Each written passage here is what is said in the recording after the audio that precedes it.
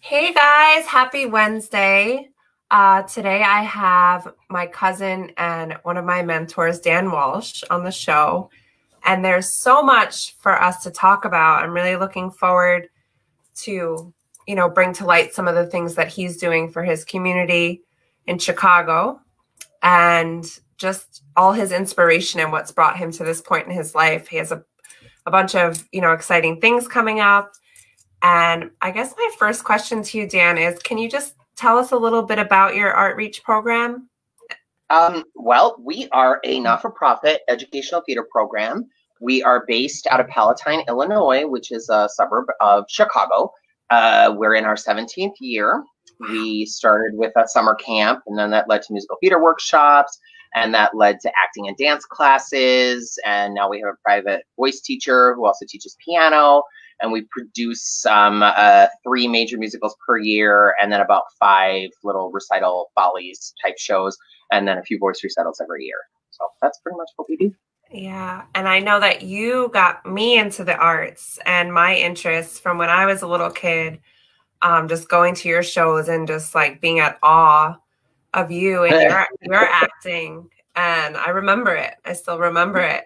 Well, you know what's really funny is that's actually how I got started. People don't realize that what sort of your intro to the arts is being exposed to as a child. When I was a kid, our grandma and my aunts and everyone would take us into the city, and then we'd go see a show. And when I was a kid, I went to see Starlight Express all on roller skates, and we all went. I remember it was like the grandparents and the aunts and uncles, and everybody went in to see the show. And then after that, I would come in the summers all the way through, high school into college, and then I would travel on the train into the city to see Broadway musicals, and that's actually what got me interested in it. And then I started auditioning for the shows in grade school. They would post the little auditions, and I would go. And then when I was in 3rd grade, I played Christopher Columbus in the 3rd grade play.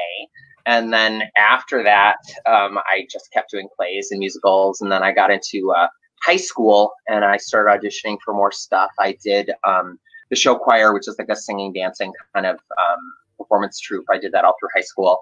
And then I also was in all the plays and the musicals, and I did church musicals and church plays and things like that.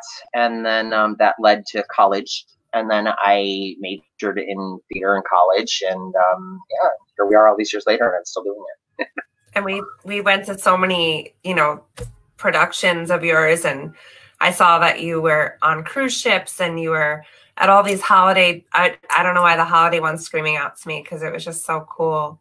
You know what it is? I think part of it too was I had done so many holiday shows like on the East Coast, and I think that's why, and you guys would come to those. So I think that's why the Christmas is sticking out in your brain, because I was always doing stuff. Like I did some shows and I several Christmas seasons in Pennsylvania. I performed there was a show in Lancaster, Pennsylvania. I performed in the Hershey Park Christmas show. And I think you guys all came to all of those.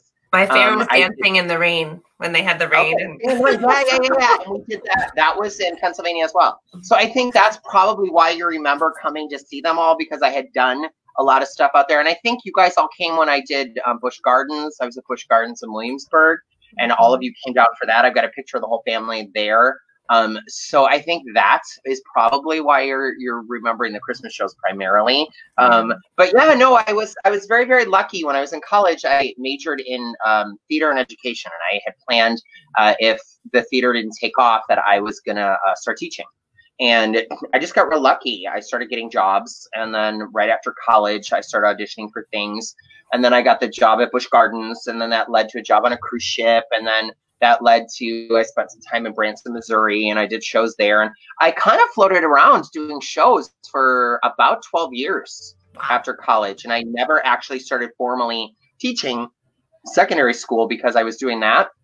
And then at one point, I got a job out at this little tiny theater in California, and I taught their arts program. They had a summer camp. And I did that out there. And I just remember as I was doing it, we had like no budget, and I, was literally like tying pieces of cloth on kids' heads. You're so good at that. It was so crazy. We were making like paper costumes and like crazy stuff, and I was doing everything I could with the little bits and pieces that we had. And the kids went on stage, and they were so good, and everything went so well. And I thought to myself, you know what, if I can do this on no budget, I can figure out how to do it on, whatever budget I have.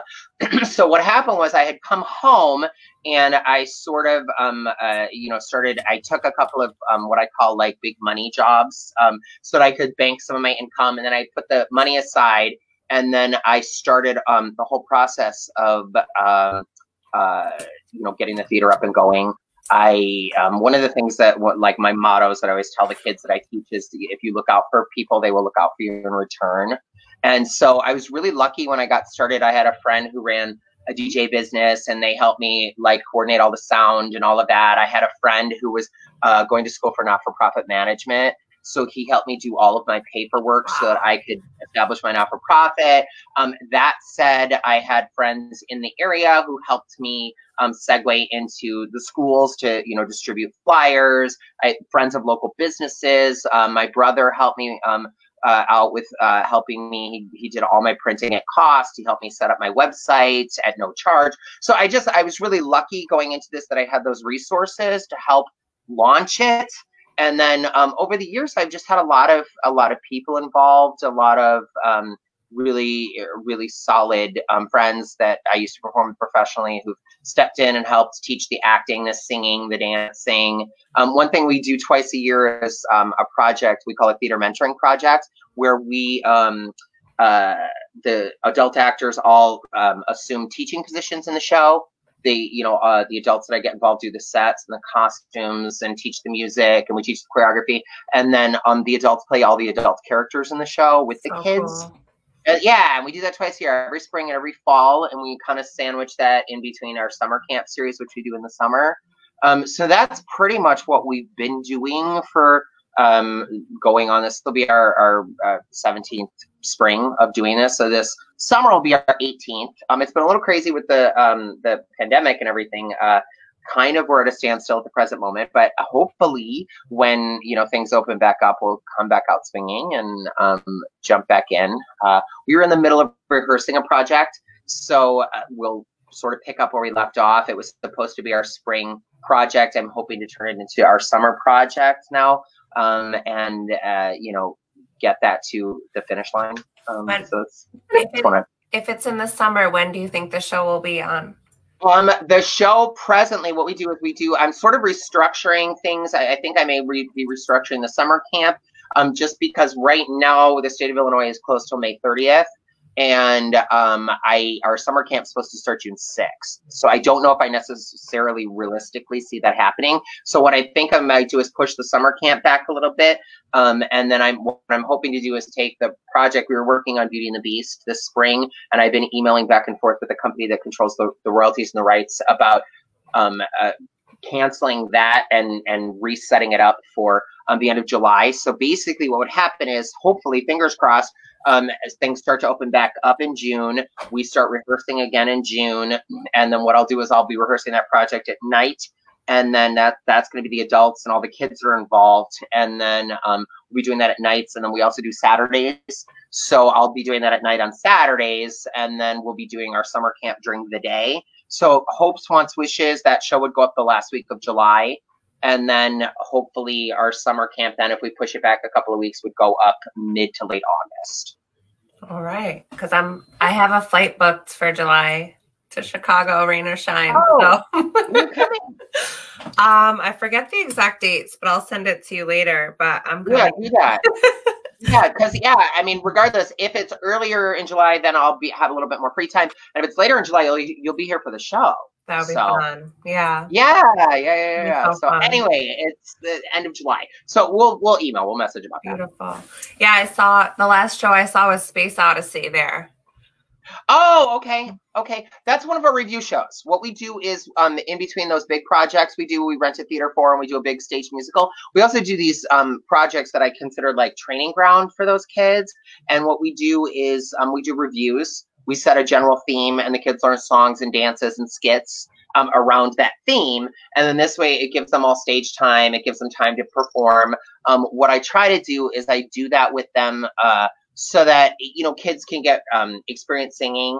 Kids I thought it was super professional. We try. And you know what? that's the best part of it is when you're doing like a show like that, the show could be, you know, a half hour, it could be 2 hours, you know, depending on how much material the kids are learning, how many kids want to sing solos, all that kind of stuff. Oh, hi. Look at this. Sorry, I have a baby. As you know, this little girl is my pride and joy. I found her. She was in a tree. It was winter about 6 years ago, and she came running down from the tree and just wanted to be my baby. Is that Ivy? That's her name. This is Eve. Yeah, Eve. Yeah, and she is she's my girl. She everywhere I am, she is. I have so all the other ones are outside, but she is, yeah, and she just kind of hangs out with me. She's my girl, and so she makes appearances whenever I do video type things. She tends to be in them. So, she's a star. This is Eve. She's a star. She's sweet. She's my girl. So anyway, once I make a fuss over her, then she runs away. So she gets shy. We go about a 5-minute break, and we'll keep her to go along again. But yeah, anyway, it's a pattern. It's a pattern. I love it. Yeah. So I've met you, you know, in the city once a year. Usually, you know, Dan will come to New York, and he'll be like, "Hey, we're going to see." He literally comes and sees like how many shows? 5, 6 shows? You know what I usually do? It depends on the year. And to be honest with you, sometimes I come once a year, sometimes I come twice a year. Honestly, it depends on what's dropping, like what's happening in the theater scene, and how many shows I want to get in and what I want to see. Like last time I came, my best friend and I will meet up whenever she's got like stuff going on in the area. I will meet her down there. And then what we usually do is we try to coordinate like our show schedule around what she's doing. Last time we came in, my big thing was I just wanted to see Beetlejuice and I wanted to see Moulin Rouge. So what do you think of Beetlejuice? Oh my gosh, it was so cute. It was so cute. I loved it. So we saw that, and then we saw Moulin Rouge. So those were like my goals of last time. And then what I'll do is if say there's 4 or 5 different things I see, I may come for a few days longer, or I'll come twice. It just depends on what's dropping at the time and if my schedule will allow and will coordinate. I usually try to work it around like, you know, a show ending. I usually have about like 2 or 3 weeks to get set up for the next one. So those are like my pockets to come and see the shows. But I usually try to, for me, it's you know, it's enjoyable and I like to do it, but it also gives me inspiration and ideas of things that I might want to do with shows and projects. And I go see the Broadway shows, and I mean, you know, these shows are absolutely amazing on these incredible budgets, and I watch them thinking, how could I do this on my scale and with my people? So that's one thing that I do. So for me, it's good to do that. I usually try to see the new stuff so that I can get familiar with it, the staging, all of that. But then what I also try to do is if there's like revivals of things, like I said, we're going into our 18th summer. So there've been some shows we've repeated because there's shows that are just really good to do with, you know, kids and teenagers and stuff like that too. So, you know, we've done Beauty and the Beast. This will be our 2nd time. We've done Joseph twice. We've done Cats twice. We've done Chorus Line twice. We've done, you know, several shows twice. And then for me, it's good to kind of see these revivals in between because then I get ideas for what worked well the last time or what I wanted to improve on, or I always call the second time we do it the 2.0 version, because it's like I take the sets, I take the costumes, I take everything that was really good last time, and then I sort of amp it up. And you know, I've got a huge storage area where I have all the bins set up and they're labeled. This is the Joseph bin. This is the Chorus Line bin. This is the Warlock bin, the medieval bin, the mermaid bin, like, you know, so I've got all these bins stacked up. And then what I do is some of them are in my garage, some of them are in my attic, some of them are in the storage space that we rent. And what I do is as we do the show, when I start putting everything away, I put those in the back and then I move the other stuff forward because you know, I'm not going to need it again for probably 6, 7, 8 years. So it kind of just goes to the back and then I rotate forward. The only niche that's thrown in that is occasionally what happens is I network with a lot of theater groups in the area. So like I use their stuff and they use my stuff. Wow. So what I do is, you know, I do like a lot of trades. Like if somebody hooks me up with some costumes, then I hook them up with some costumes or, you know, whatever. We talk about shows. That's the only thing that throws a niche in my little schedule because sometimes I've rotated things to the back and then somebody hits me up and then I have to, in the dead of winter, start pulling everything out and pulling it forward and parking my car in the street in the snow. And anyway, but it's part of it. So amidst all of this, I mean, you know, it's it's costly to do all this stuff too. So stuff like me being able to trade with these other groups helps cost wise. It helps, you know, us be able to afford what we're doing. It helps them be able to afford what they're doing. So a lot of times I do that. You know, there are times where theater groups will be like, you know, just fill your car and like give us $100 donation or something like that. Well, then what I do is when they need something, great, fill your car and give us $100 donation. That's sort of how I work it, and it's worked. All these years later, we do a lot of fundraising. We do, you know, cupcake sales. We do charity bingos. We do silent auctions. We do fundraising dinners, all that kind of stuff. And that sort of helps us pay for everything. You know, it helps us do things like supplement the cost of productions, all that kind of stuff. So I really want to know, what was your favorite inspiration that you got, and like the scene, and why was it so like inspiring to you from like... You mean like when I went to see something, or? Yeah. You know what? To be honest with you, it's so funny. I was actually talking to my friend Ann about this recently. When I go to see these Broadway shows, it's like I see things over the years that hit me, and they like sort of remind you why you do what you do. And like for me, like I mean, I could document like the various shows I've seen over the years, but honestly, recently, the most recent thing that I've seen on Broadway that sort of like smacked me in the face with theater arts and why I do what I do is when we went to see Moulin Rouge. The thing that was so cool about that experience was it was immersive from the second you walked in the door, because the scenery was set. There were ambiance characters walking around, creating the atmosphere of the whole piece. Oh, wow. It was really, really cool. Like you literally walked into the theater and there were people walking around doing all sorts of things, you know, on the set. The set was on, all the lights were going, everything was happening, and then the show just kind of popped out of that. For me, I feel like that's the most recent thing that I saw. The performances were so strong and they were so good, and it was really well crafted. And again, we talk about like that 2.0 thing. There are a lot of people who like kind of dog like Broadway shows now, being like, why are they just taking old movies and turning them to stage plays? Like that's all they do now. They just take movies and turn them into stage plays, which to an extent, yes, I get that. But for me, when I look at it, I see it as like that kind of 2.0 experience also. Like when I saw that Moulin Rouge, the thing that was so cool about it was they took the aspect, and not all of them are this way, but you know, a lot of them, they took all the aspects of the movie and then they sort of amped it up, and they like put in modern songs, things that had come out since then. I can't wait to see it. You know what? To go see it with my friend Sam. Yeah.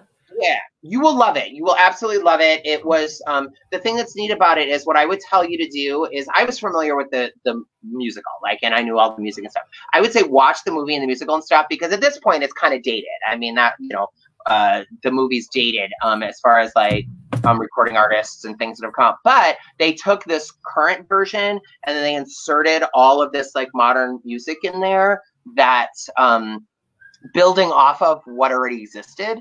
And for me, again, like I said, it's that like 2.0 thing where like they took what I felt was like a really good product and they turned it into this. So for me, that was the most recent thing I had seen. And there are many others before that. I mean, I saw Rent on Broadway. I saw Wicked on Broadway. I saw all of these things that just fed my soul for me as an artist. When you see these things, it sort of inspires you to continue doing it. You know what I mean? It keeps you inspired to do what you do.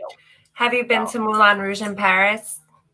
You know what? Here is an interesting story. And again, it's sort of on my list, like my quest of somewhere I need to go back to. And the reason being is this. I don't know if you knew the whole story. I went with my mom. My mom owned an international freight forwarding, Jenny's aunt, owned an international freight forwarding company. And I used to go with her to these networking events once a year. And it was in Morocco that year. And we had, we usually would do a trip before, a trip after. So the game plan was we met up with some of the other ladies from the conference, and we met up in Paris before we went. And then we went to Paris first, and then we went to there. I'm trying to visualize. Was what? Was Trish, yeah. That was my mom and Trish and this lady France. So it was the three of them and myself. We went to Monte Carlo for a couple of days and we shopped and ran around there. And then we went to all the Eiffel Tower and all the sites and stuff you would see in Paris. Then what happened was we went to Morocco for the conference.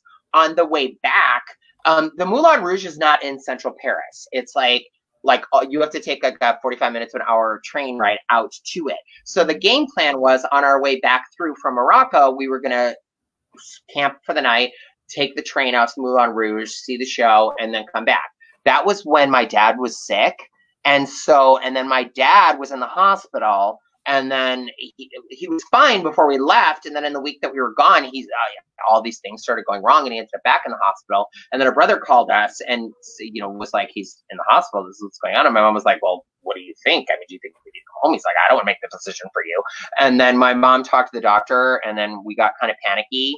So after we were done in Morocco, we literally left a day early and then just flew straight home. So Moulin Rouge is on my list. We had ticket. We were going to go, like it was already planned.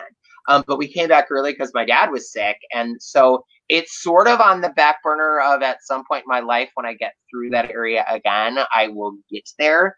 But I didn't make it there. And I would love to go back. Have you been to Paris? I went with Anthony. We did a Kentucky and he surprised me there. Okay. It's like I don't want to talk about it because I want to see maybe I could join you on that experience. That'd be so cool. Well, Anne wants to go too, and we've talked about it. So at some point, I see that possibly happening. After my mom passed, Anne and I decided we were going to kind of keep the tradition going of going to places, and so we're usually, like, what we've been doing is sort of every other year we do some place, then we're back to Europe, and then depending on what's going on in the world, and later this year or next year, whenever we were talking about our next trip, we wanted to because we're such nerds, we want to do the whole Vienna, Austria Sound of Music tour, all that stuff where they take you around to all the places, and they take you to all the places the movie was made, where they, the actual original Von Trapp family, existed, where they did all of their stuff. So anyway, that's sort of on our list of things to do. So we were sort of talking about routing through there before or after. So at any rate, we'll talk as decisions are being made. Sweet. Yeah. Yeah. So I know you've traveled pretty much the whole world. What's your favorite place you've ever been? Oh gosh. A lot of it would be circumstantial based on the people I was with, what I was doing. So many good stories. So, you know what it is? The you thing should write a book. We used to travel during Mother's Day every year. For some reason, this conference always ended up over Mother's Day. So I've spent Mother's Day in incredible places. We were in Sydney, Australia one year. We were in, we went up to the Great Wall of China on Mother's Day. My mom and I, we went camel riding in Morocco on Mother's Day once. So all these random things. So honestly, for me, favorite places. I loved China. Everything about it, remarkable. So I would say China was definitely high on the list. Barcelona was high on the list for me because so much of the architecture and stuff like that for me is so theatrical. And I'm so like a more is more person in general. So like all of that was so incredible to me. So I'd say Barcelona is high on my list. Paris is high on my list. Australia was incredible. I scuba dive too. So for me, scuba trips are always kind of a really cool thing. So my brother and I went to Belize. Oh my God, I knew you were going to talk about Belize. Oh my gosh, it was incredible. We drove the Barrier Reef. We drove a lot of places, but for us, that first diving experience we did in Belize was absolutely incredible. And the thing that was shocking to me about Belize, when I worked on the cruise ships, we poured in a lot of like Caribbean ports and stuff. So I'd been to a lot of places, but I had been to like the resort area, the higher end areas of these places. I had not been to places that were like a little more rustic, and Belize is definitely one of those places. Like, I mean, I had a great time, but it wasn't like, a resort town. It was, just a little kind of like village, and with the ruins and everything. Yeah, it was different. And we what we did was we did a couple of diving trips, and we went out to these places. Oh my god, it was like insane. We went out to these places that one of them was called Shark Ray Alley, and it was all sharks and stingrays and stuff. And the thing that was so funny about it was, and I remember my brother and I joking around about it. They took out like those buckets of like that chum, and they were throwing it overboard. Like shit. It was like bloody meat and like crazy, and they started dumping it overboard. And the next thing we see, like maybe 2 or 3 minutes later, are all these sharks like jumping up, and stingrays jumping out of the water, and we're all just like, "Oh my god!" And there was like hundreds on every side of the boat, and it was me and my brother, and Gary. My brother's Gary. Okay, well, I picture Gary. You know how he is, and Gary was just like, "I ain't going to that water. I'm not doing this."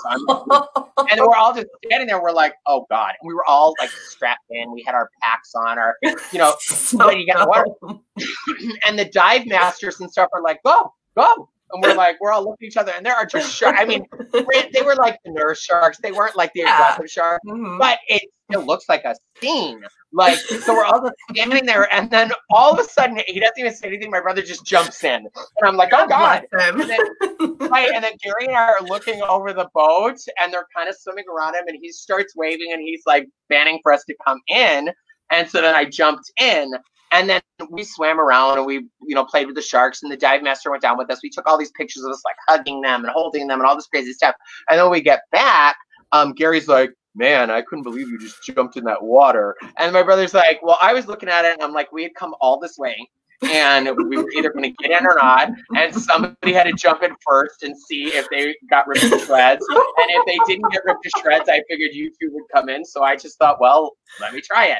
So he just jumped in, but it was like, he didn't even talk to us, nothing, just jumped in. That's the best way to do it. It was an incredible experience. So, I mean, we did a lot of stuff like that. We swam with eels. Like, there were just stuff all around us. Like, incredible things. I've been diving in about 10 years. I'm hoping to get back to it at some point in the near future. But for me, honestly, those diving trips, we dove the Barrier Reef. When I went to, my mom had a conference in Mauritius, which is a little island off the coast of Africa. It's kind of like on the border where like Madagascar is and stuff down towards the bottom. I dove there. So I've been on some incredible, and that actually seriously was great because I signed up for this dive excursion, and then I went there that day. And normally you're in like a group of like 15 or 20 people, and then the dive master takes you out and you swim around. And the dive master's like, "Hey, you're the only one who signed up today." And he's like, "I'm willing to go if you're cool with that." And I was like, "Okay." Literally, it was me and the driver of the boat. He drove us out to, all that. And then he and I just so it was like my own personal tour, like on a budget, because I just like, paid to go on a boat. He just wanted to go out for the day, and he said, "We'll just go." So it was him and I dove all over, like off the coast of Africa on my own private, scuba diving tour. It was incredible. Like, seriously, it was so amazing. Are you certified? I don't know if you scuba dive at all. My sister is. I wanted to look into doing that though. You know what? I definitely want to swim with sharks. I had a little bit of money. It wasn't that expensive. I mean, granted, I did it probably about 15 years ago, but the whole thing, the whhole package, I think with the classes, I bought my own fins, my own snorkel. It was under $1,000. Oh wow! It was like, I remember it being around 800 and something at the time. Well worth it. Like, absolutely, to have that like just in your back pocket in case you like are somewhere where you can go. You can always just rent your equipment when you get there, because there have been several places my mom and I have landed where suddenly it would say they had dive trips and stuff, and I would just go. I wasn't planning on it, and it was seriously absolutely incredible. And it's just like I said, it's something nice to have like in your back pocket, to do when you get to these places. So at some point, if you can, I would think about it. Definitely. So yeah. I remember part of my inspiration for going to Dubai before Thailand was because your mom had told me one time that was her favorite place in the world. And I'm like, okay. Why? I've been there. I like it, but I'm kind of like, I mean, it was cool, but why is that your favorite place? Okay, this is why. Let me tell you why that was one of her favorite places. She and Trish, her friend Trish, liked to do this thing. They had this collection of jewelry from around the world. And so they would shop for like things like handbags, like high-end items, and they would shop for pieces of jewelry all over. Well, Dubai is incredible for shopping. Oh my God, that makes sense. That was a big part of it. And then the other thing that we did that I think she's kind of lumping in with that experience is there were several places that we went to and we didn't realize until we got there, and we either got on a tour or we took a bus or a train out somewhere. We always ended up in like crazy places we weren't planning on. And part of that day was out of the resort we were staying at in Dubai was we took this trip out to Abu Dhabi, which I have to get there. Okay, let me tell you seriously. We got in this minivan with this guy. It was just me, my mom, and Trish. We drove out to like all of these sites out in Abu Dhabi.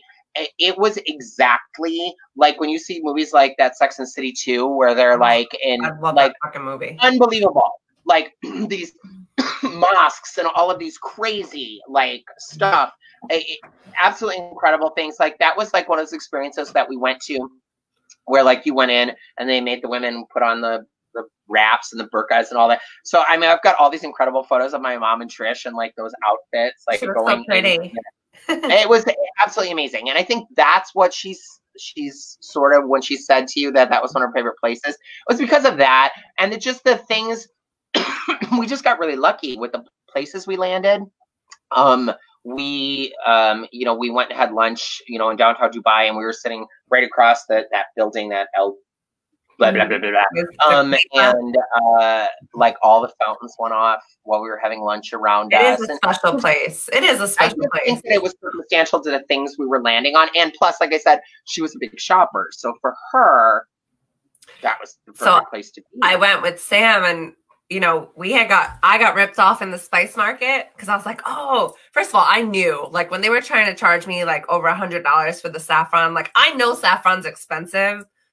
But not $100. Right? Yeah. And once and then even with me bartering and getting the price down, I went to the kid down the block and he's like, oh no, honey, you paid like double what you're supposed to. So when we were passing the gold souks, I was so like defeated. I was like, fuck it, I'm not shopping for the rest of the day. Yeah. Well, you know what? One thing that I've been doing that Ann and I do sometimes too is I try to Google ahead of time, or I'll Google while I'm at the places. You can't do it there because there's no reception. Oh yeah. I usually, if you know what you're looking for ahead of time, you look up what people are paying or what the average of what someone's paying for it ahead of time, because then you go in knowing what you'll spend. And that was the thing too. Like when I was traveling with my mom and Trish, they would set like whatever the currency is there. If it equaled $30, they would be like, I'm not paying more than $30 for a purse. Yeah. Like that was like their big thing. That's even in New York City, you're supposed to do that. Yeah. And so, but Trish and my mom would always do no more than $30 for a purse. Like, so if the currency got beyond that, we'd start walking away, and then they would either chase after us and give it to them for that price. But that for us has helped over the years, setting your price limit and what you're not going to pay more than.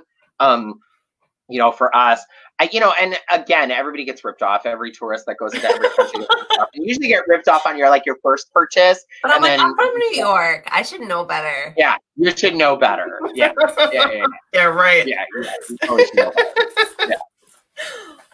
Yeah, so fun. I'm so happy I got to see you and talk with you. Yeah, we're on the show, but so many good stories and good times. No worries. And is there anything else you want to know before I go? Anything else you want me to? I just, if you have anything to share or help inspire the audience, especially during this time, like how you've been getting through, because I mean, you have a lot of things to be responsible for. Here, for me, this is where I've been. This is what sort of kept me from falling apart during this period. Tons of things started going wrong. We were in the middle of rehearsing a project. I kept assuming, because this is the first time anything like this has ever happened. I kept assuming oh, that's not going to happen. They're not going to just shut down businesses. This isn't going to, to me, this just seems so unfathomable. So, we just kept rehearsing and doing our thing. And, I got some hand sanitizer I put on the front table, and I was just just avoid touching each other. And, I kept making the kids, okay, everybody go wash our hands, stuff like that. So that's how I handled the first week or so of this. And then when all of a sudden everything started shutting down, I kept what I've been doing throughout this entire process is I keep planning the next chapter.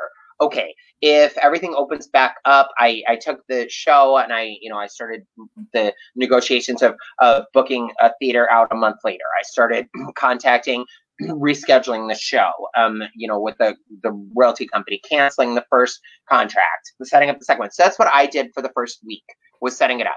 Then all of a sudden they announced, oh, you're sitting around your house again for another month. So what I started doing then, when that was announced a couple days ago, is I started planning the next chapter out. All you can do is, when my dad first got sick, I had a friend of mine who was a pastor. She's a pastor at like a more progressive congregation, and so she was always really good for me, like as far as advice and stuff goes. And she would always say, in life in general, you should plan for the best but prepare for the worst at all times. And so for me, what I've been doing is I'm trying to make my next plan. I'm trying to figure out what my next thing is going to be. I'm planning for the best. I emailed everybody on the list. Hopefully everything will open back up on May 1st. And if it does, this is our plan. If it doesn't, our plan is this. And so that's what I've been doing to sort of get through. And I have been, I made a list on my phone. I took my little notes field out and I made a list of projects I hadn't gotten to, things I had been meaning to organize, to sort, to get through. And so each day I spend part of the day focusing on things that I wasn't getting to. And then I spend part of the day planning for what I have coming up. And you know what? You have no control over. I think part of it for me was straight out of college, I spent so much time auditioning and trying to get jobs. And so you'd always go to the audition and say, okay, well, if I get this, this is how I'm going to make this work for my life. But if I don't get it, you know what? I made plans for maybe the next time. So what I'm doing at the present moment is I am not, slapping money down on costumes for something, or, I'm not, but I'm setting up the balls to be in a row. Hopefully, I'm hopeful that everything will open back up, and I'm hoping that everything will, go back to normal this summer. But if it does and it doesn't, I can't beat myself up over the fact that our spring got shot. I just have to plan on the next project, because you know what? Things happen. Things go wrong. Things are, worst case scenario. But the bottom line here is what I sort of keep telling myself mentally is, I'm alive. I'm not sick. I'm not in a hospital. There's, they show like the McCormick Place downtown. It has sort of a makeshift hospital set up. And, I just think to myself, I'm not in one of those beds in, a makeshift hospital hoping for the best. So from that standpoint, that's sort of what's been keeping me going. I mean, I'm just as annoyed, and I have days where I'm just as depressed and sad as everybody else and feeling unproductive. I'm just such a doer. Like I'm not a person who lays around all day. I have to be doing something. I don't lay my head on the pillow having not accomplished anything. I'm not like a lay around all day and watch movies person. I'm just not. So for me, this has been hard from that standpoint. But my advice to people for what's sort of been keeping me going is I am trying to accomplish things that I haven't gotten to, or that I put off: organizing, sorting, cleaning, doing something. So, and I try to do that each day, and then I'm planning. And I sometimes, the best made plans don't work out the way you intended, but they work out the way they're supposed to. And so for me, I'm just going to keep planning the next chapter, and I'm going to hope. And if it doesn't work out the way I wanted it to, I just have to trust that it's going to work out the way it's supposed to for me, for my path, and for the people around me. So that's it. That's all I've been doing to try to stay as chipper as I can and as happy as I can, and, not sad and cry. I mean, I haven't cried. So, I'm not sitting around my house crying. So that's what Today was the first day I cried, and I don't even know why. So easy to just sit down and cry, to cry. I didn't think into that, but I definitely sunk into anxiety-ridden, heart racing. I have so many things to reorganize and so many things to replan, and I have all these people counting on me for the answers, and I need to figure out what they are. And I went through all of that, but I can only do what I do. I can only deal with the next call, the next text, the next email. I can only deal with them as they're coming. So I try to head them off the path. I've kind of seen you with the parents and how you respond, and I just loved your leadership, and you just dealt with all of that so well. You know what I will say? You have a million things going on, then you have to worry about the parent. I mean, that's a lot of shit. Well, you know what? And let me tell you seriously, the parents are more work than the kids are. To be honest, they just are. And the thing that I will say is, I always joke around about this because, like, I toured, I traveled, I did shows. I can honestly say I feel like I have been in situations where I have worked with like the meanest people on earth, like true, nasty, horrible people. But I've also worked with amazing people, like some of the best, like artist-driven, kind souls. And for me, over the years of dealing with, you know, the heartache and the frustration and anger of these nasty, nasty people, but then also dealing with like true feelings of inspiration and feeling, you know, just like the presence of you know, of everything around you falling into place at the right time and being surrounded by the right people in the right place and amazing. You know, I've been very, very fortunate to have stood on beaches and watching dolphins jump out of the water and, you know, with like true friends, you know, sitting and having lunch and looking around and saying, I can't even believe I'm here. Like, I can't believe that my path led me here. From that standpoint, I feel like all of those experiences turn you into the person you are. And that's helped me deal with, you know, challenging people. Like you said, all the balls coming at you. It's like we finish a show and then I have to organize taking down the set, putting everything back, loading up a truck, you know, everybody getting all their costumes together. You know, if I've rented 25 costumes someday, I need to return 25 costumes. I can't have, you know, some kid just go home wearing it. You know, stuff like that happens. Like, oh, sweetie, you need to put your costume on the shelf. You can't just leave. Like, stuff like that. You know, that's happening. And then in the middle of it all, you've got 25 to 30 parents who want to come talk to you one at a time while you're trying to thank you, because you do such a good job. You know, sometimes to give you a flower, sometimes to give you a teddy bear, to give you a hug, you know, whatever it is. But so for me, it's like the show ends, everyone's got their jobs and sort of designated, but then you have to stop as each person is. So from that standpoint, what I can say in my life, I've become a really good multitasker, like at doing stuff like that. You know, because at the same time that, you know, that parent and that child wants your validation and your, you know, they sometimes it's just to say thank you and give you a hug and give you a card. So for me, I have to figure out how to set up all the ducks in a row and everything happening so that I can stop and have those couple of moments with each person. And I try to, you know, that for me, that's been the you know, a tool that I've learned over the years is how to catch all the balls as they're all falling at one time. So I guess, you know, I don't know. I guess that's it. That's what I got, my source of inspiration. Well, thank you so much for sharing. And you are really welcome, my friend. So, catching up with you. Yeah, and like I said, message me. We'll talk. Let me know when you're coming, and we'll figure out a time to meet up in person. And I have one more thing. Maybe something really awesome is coming your way. I hope so. I'm working on a lot of projects, and I'm hoping. So, anyway, I always say, you know, I am a moderately spiritual person. So I will say a prayer for myself tonight that I am working on a project that I'm hoping will come to fruition, and I will keep you posted. All right. All right. Love you. Love you too. Talk to you soon. Bye. Bye. Bye.